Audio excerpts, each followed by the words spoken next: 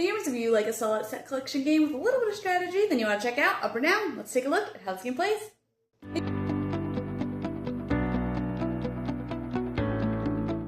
In this game, players are trying to score the most points off of their elevator cards. Players will start with 3 cards in hand, and then there'll be 2 draw decks, one face up, one face down, and then you will also have a circle of cards in the center going from lowest to highest. On a player's turn, they will play one of their cards into the center, and if you're playing lower than the lowest card or higher than the highest card, you'll put it in between those. Otherwise, you'll play it where it would be appropriate. So if I wanted to play the 63, that would go between these 2 cards.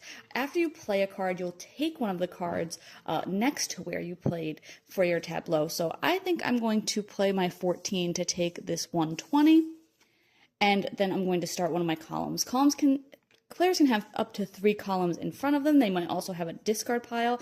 And basically you're just going to you can start a column with any number that you want, but then after that you'll have to choose whether you're going to be ascending or descending. So in a full player count game with the full deck, you'll have 126 cards. So 120 is really great for me to start with. And then after I play my card that I drew, I'll just draw another card from either of the draw decks. So maybe I'll take this 98 for later.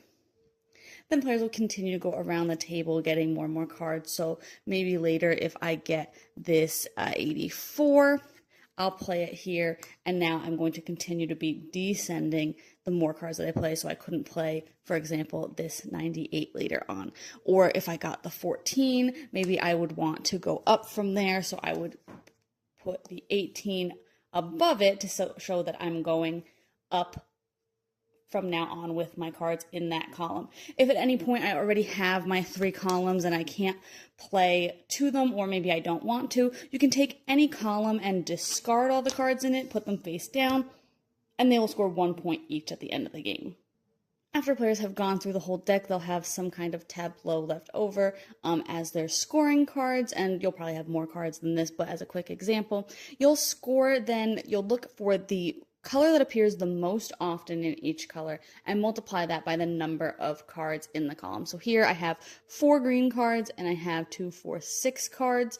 Here I have 2 red cards, which I'd multiply by 3 cards. And here I have 3 different colors, so I would just be 1 multiplied by 3 there. And then again, anything that you discard during the game would also just be 1 point each. You'll add all of that together, and whoever has the most points wins.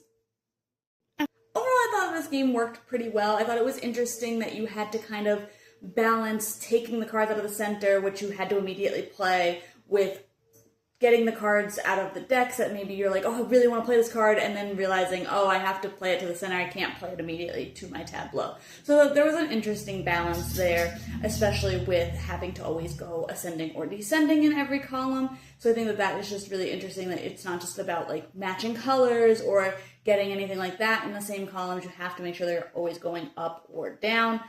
And it does kind of give you a little bit of extra strategy maybe early on to discard a small column that's not worth many points if it means that you'll be able to set yourself up for a way better column. I think it's also great that you can vary the gameplay a little bit. You can have a short or long game, and it changes the number of cards based on the number of players, which I think just works really well so that you're not playing too long, there's not too many cards for a lower player count, that kind of thing. So I think overall it balances nicely for the different player counts.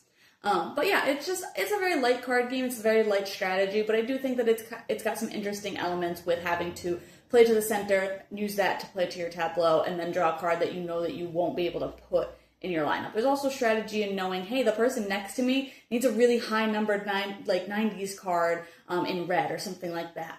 And you have that in your hand, but if you play it to the center, they'll probably be able to pick it up, and then you don't want to give them more points. So I think there's also a little bit of balance in kind of waiting till they've kind of blocked off a certain column to play a certain card that you know that maybe they would have wanted before. So again, just a lot of interesting balance. It's a pretty good card game overall, I would say, with a nice game flow. But you can check my full thoughts on the blog today to decide if this one's for you.